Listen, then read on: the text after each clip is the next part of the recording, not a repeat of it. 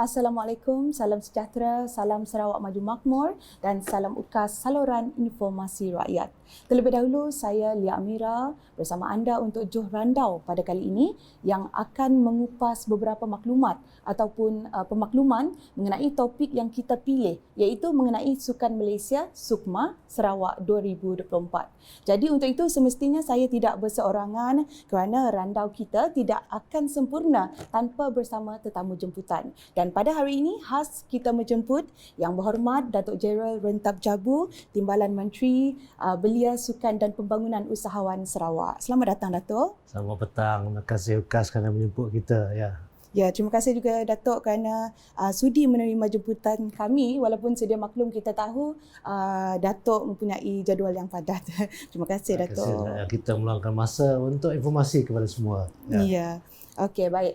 Kita terus ke topik kita Datuk. Okey, Alright. SUKMA adalah tamasya sukan yang dianjurkan oleh pihak Majlis Sukan Negara Malaysia dengan kerjasama Majlis Olimpik Malaysia, Persatuan Sukan Kebangsaan serta Kerajaan Negeri. Jadi untuk SUKMA 2024, pemilihan Sarawak sebagai tuan rumah telah dipersetujui sebulat suara oleh Jawatankuasa Tertinggi Sukan Malaysia berpandukan sistem penggiliran. Mungkin Datuk boleh kongsikan secara ringkas bagaimana persiapan kita dari aspek penyediaan fasiliti sukan.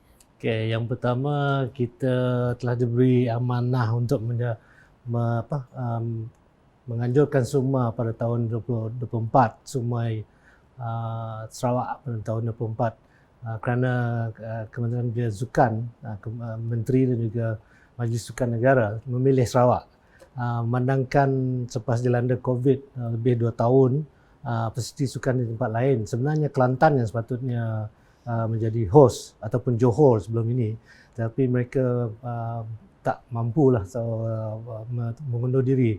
Dan demikian Yang Berhormat Datuk Seri Abdul Karim sebagai menteri kita telah menyahut cabaran. So kita satu cabaran yang besar dan untuk maklumat semua kita tinggal 249 hari lagi.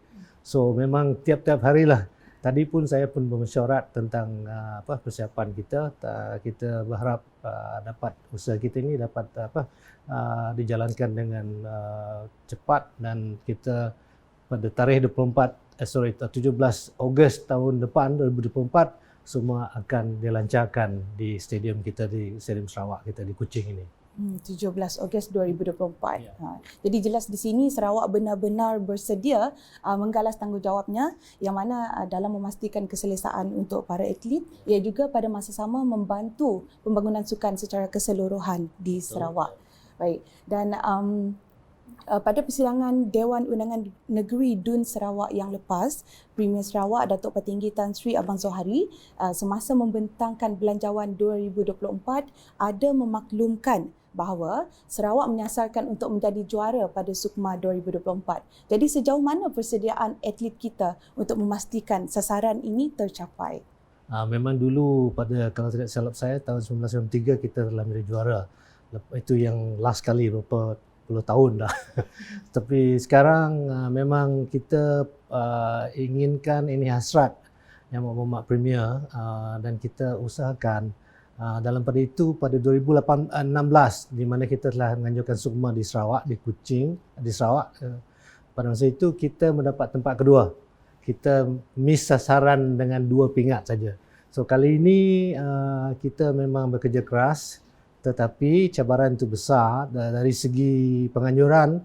Sukan SUKMA tahun depan akan menganjurkan 37 buah sukan dan 486 acara. Oleh itu ini yang paling besar, terbesar daripada Olimpik lagi, Lia. So kita usahakan dengan semangat kesukanan dan juga semangat kita ini orang Sarawak lagi hidup lagi ngelaban. Saya berharap juga semua bukan saja atlet tapi juga sokongan padu daripada seluruh rakyat Sarawak supaya kita dapat merealisasikan hasrat Yang Berhormat Premier untuk menjadi juara keseluruhan. Tapi itu cabaran besar.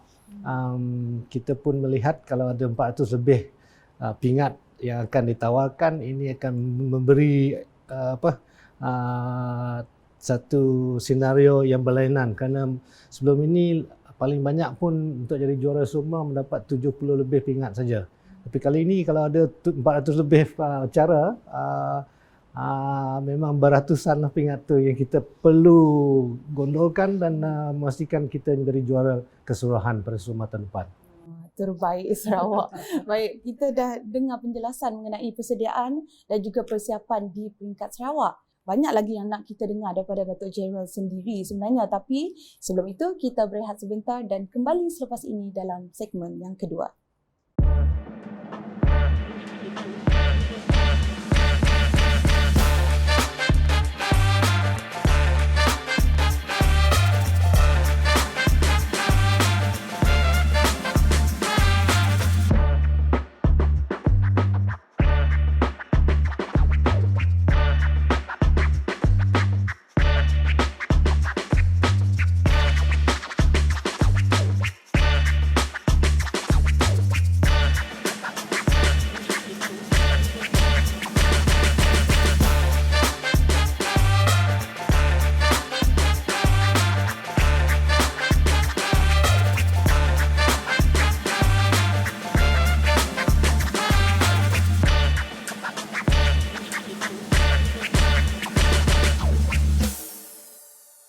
Selamat bersua kembali dalam rancangan Johor Randau edisi kali ini yang membicarakan topik mengenai Sukma Sarawak 2024 bersama tetamu istimewa kita yang berhormat Datuk Gerald Rentab Jabu, Timbalan Menteri Belia, Sukan dan Pembangunan Usahawan Sarawak. Datuk okey? Okey. Boleh kita teruskan, Datuk? Silakan. Okey.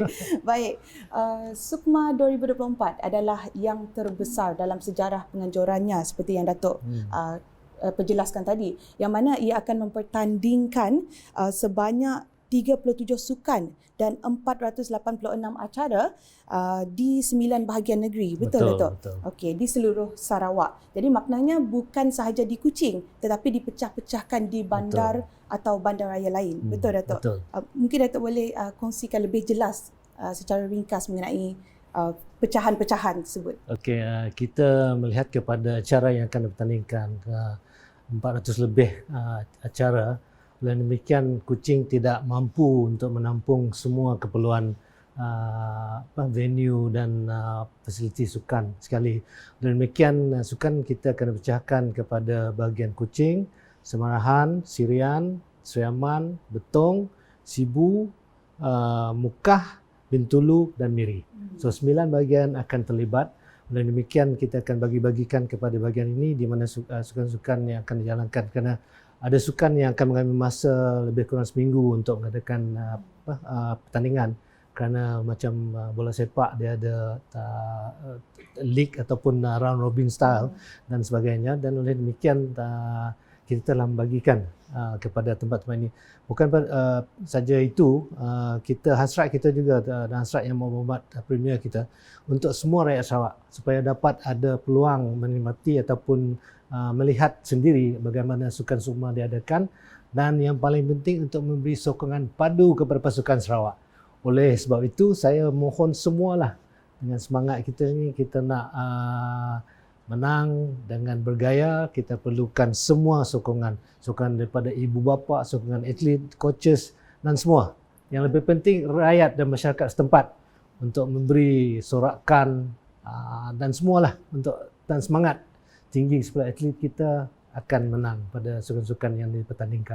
Betul, semestinya sokongan itu memang perlu untuk menaikkan lagi semangat yang sedia ada pada setiap atlet itu. Betul. Jadi pendapat Datuk, bagaimana penerimaan masyarakat setempat mengenai penganjuran tamasya sukan ini?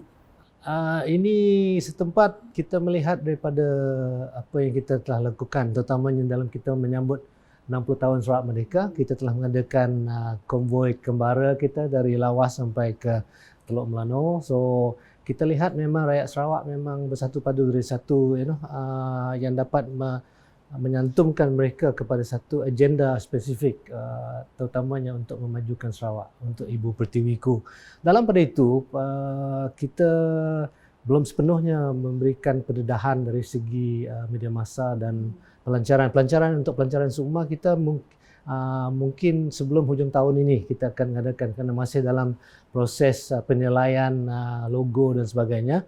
Tapi kita ingin secepat mungkin dan mendedahkan kepada rakyat tempatan, rakyat kita Sarawak, SUKMA akan diadakan pada tahun depan. Dalam pada itu juga kita melihat kepada 9 buah bahagian ini, lebih daripada 12,000 atlet dan juga pegawai-pegawai akan terlibat dengan SUKMA tahun depan.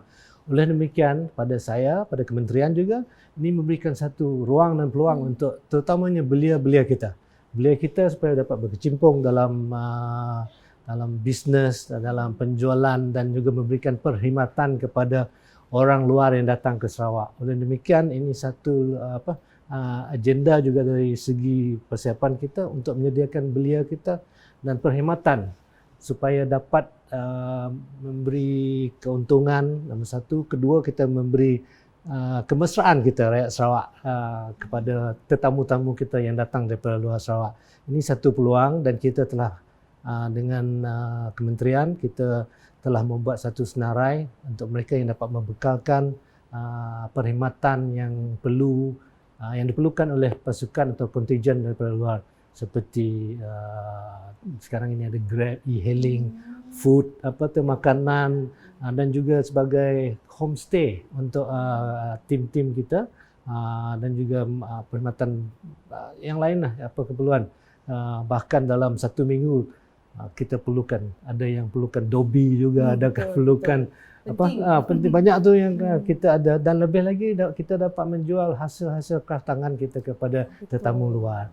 Ini peluang sebenarnya. So kita berhasrat bukan saja untuk memenangi SUKMA, kita juga berhasrat untuk memenangi hati dan naluri tetamu kita dari luar. Jadi maknanya adakah akan adanya pembukaan gerai-gerai seperti yang kita lihat di sambutan 60 tahun Sarawak Merdeka sebelum ini, ada aktiviti sampingan? Adakah ada juga waktu itu dalam perancangan kita, dan yang paling penting adalah kita untuk melihat seperti mana sebagai kampung sukan utama kita di UiTM dan juga UNIMAS, kita perlukan satu tempat untuk mereka makan, dan ini gerai-gerai akan dibuka. Begitu juga dengan seperti di stadium kita, nanti kita tak dapat kerana banyak di dalam precinct stadium kita, stadium Sarawak kita ada tempat lawn ball, nanti ada tempat karate, taekwondo, badminton dan sebagainya. Sukan akan diadakan dan banyak lagi pengunjung yang akan datang. So kita akan menggunakan celebration square kita itu untuk dijadikan satu Sarawak Kitchen macam yang telah kita adakan pada perayaan-perayaan yang lain. Dalam pada itu juga kita juga berhasrat untuk mengambil sukarelawan daripada golongan belia kita, rakyat Sarawak kita, untuk menolong penganjuran sebagai usher, sebagai host, runner dan sebagainya lah. Banyak-banyak peluang untuk kita di Sarawak ini, dan memandangkan ini satu penganjuran yang besar, saya berharap semua memberi sokongan lah kepada penganjuran SUKMA 2024 nanti. Baik, Datuk, penganjuran tadi Datuk cakap penganjuran SUKMA akan diadakan pada 17 Ogos sehingga bila? 24 Ogos akan jadi hari penutup. 17 akan pelancaran, tapi ada sukan yang akan bermula lebih awal lagi. So kita mungkin lebih daripada 2 minggu akan berkampung di Sarawak lah, peserta dan kontijen dan sebagainya. Dan adakah jadual sudah dikeluarkan, yang mana Kuching dahulu, selepas Kuching Sibu? Tidak, ia akan diadakan serentak. Serentak. Di Kuching banyak, kalau tidak salah saya 22 sukan akan diadakan di Kuching. Di Sibu ada 9 dan tempat-tempat lain pun ada banyak lagi. Dan kita mengharapkan ini dapat dijalankan serentak kerana masa singkat. 37 sukan dalam 7 hari. 8 hari saja. Ya, betul. So ini mengambil masa. So kita berharap jadual itu memang kita telah rancangkan, tapi kita menunggu keputusan daripada Majlis Tertinggi SUKMA untuk meluluskanlah jadual yang akan kita pertandingkan nanti. Dan setakat ini, Datuk, ada tak sebarang permasalahan di bahagian-bahagian lain untuk penganjuran ini nanti? Memang ada cabaran, bukan permasalahan. Cabaran. Kerana satu daripadanya adalah kerana masa COVID telah ada tempat fasiliti kita yang perlu diselenggara. Lebih-lebih lagi tempat yang telah jadikan PKRC dulu, tempat mereka kuarantin masa COVID. Tapi kita telah dalam membuat perancangan untuk sekarang untuk memanggil kontraktor untuk segera membasuh ataupun membuat repair kepada tempat-tempat inilah. So kita berharap ini akan tercapai sebelum bulan Jun nantilah tahun depan. Sebelum penganjurannya. Ya, sebelum penganjuran. Baik. Begitu penjelasan yang jelas dan padat daripada Yang Berhormat Datuk Jeral mengenai Sukma Sarawak 2024, dan harapan kita semoga perkongsian ini dapat diambil maklum oleh semua yang menonton. Dan sebelum kita ke segmen yang terakhir, Datuk, kita berehat dahulu dan kembali lagi.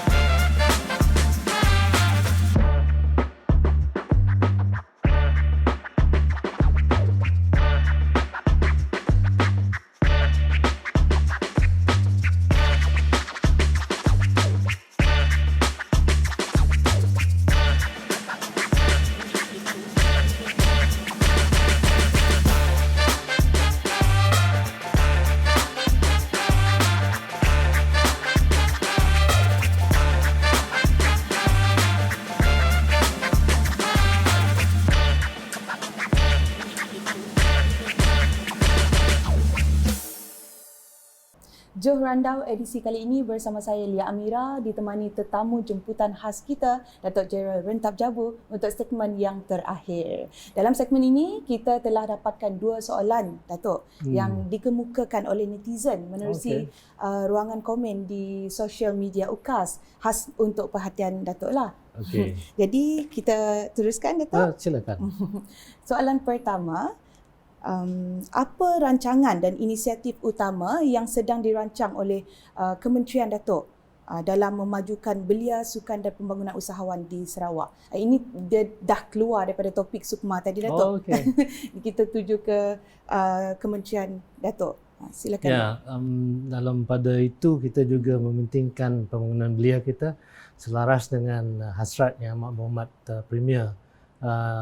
Yang pertama adalah untuk kita sama-sama bersama Post-COVID Development Strategy 2030 selaras dengan tujuan dan hala tuju, di mana ada 7 strategic trust dan juga 6 enablers yang kita ada, dan satu daripadanya adalah pembangunan modal insan untuk ke tahap yang lebih tinggi kepada ekonomi digital dan juga ekonomi green economy, hydrogen economy dan sebagainya. Kita memerlukan kepakaran dari segi sains dan teknologi. Oleh demikian, satu daripadanya lah hasrat daripada kementerian kita membimbing belia-belia kita supaya terus kepada pengajaran STEM, satu daripada usaha kita, dan pada itu juga kita banyak mengadakan program usahawanan kepada belia-belia kita yang di mana lebih 40% daripada populasi kita di Sarawak ini adalah golongan di bawah 40 tahun.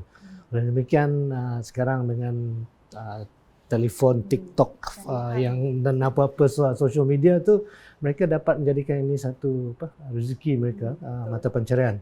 Oleh demikian, kita pun selalu mengadakan, bukan saja selalu, lebih tiap minggu tanpa memang tidak ada henti.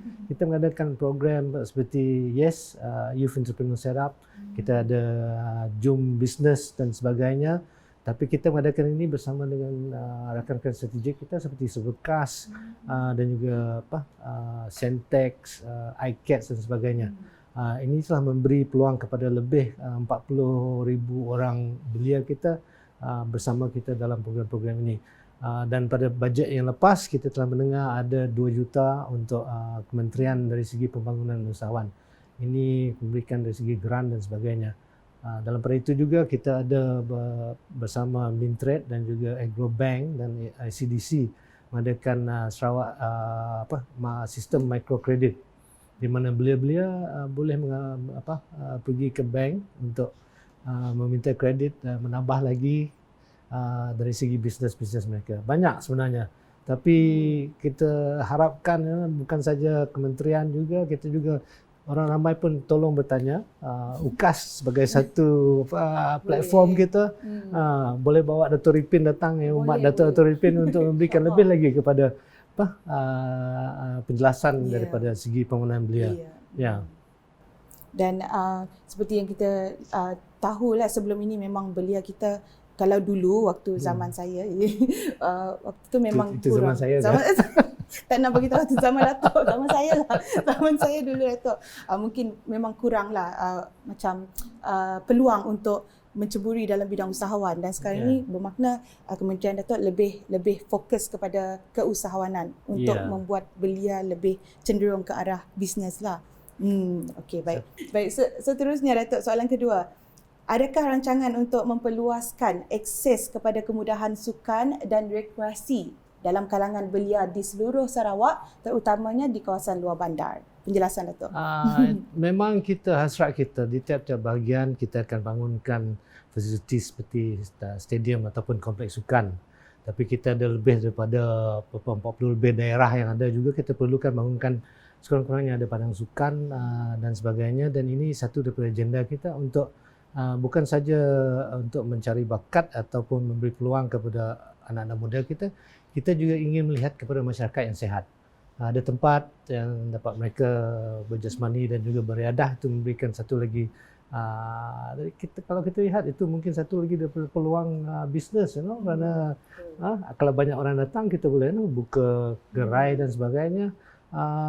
Itu memang hasrat dan kita lihat banyak telah diusahakan, tapi kadang-kadang yang pentingnya adalah dari segi kegunaan pihak sekolah. Ini kita ada kekangan sedikit kerana kita melihat Kementerian Pendidikan kurang bajet untuk menganjurkan program-program seperti sukan bahagian ataupun tak seperti dulu masa zaman-zaman kita dulu. Zaman kita, baik. Betul Datuk.